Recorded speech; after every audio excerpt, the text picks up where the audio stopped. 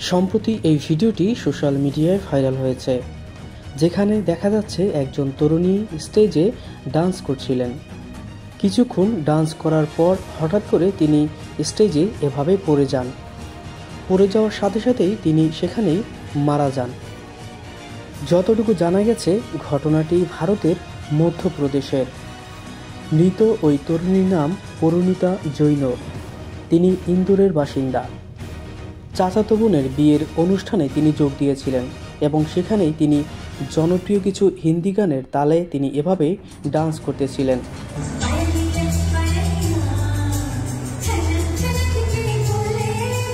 বিয়ে বাড়ির এমন একটি সুখের মুহূর্তে হঠাৎ করেই কালো ঝড় নেমে আসে।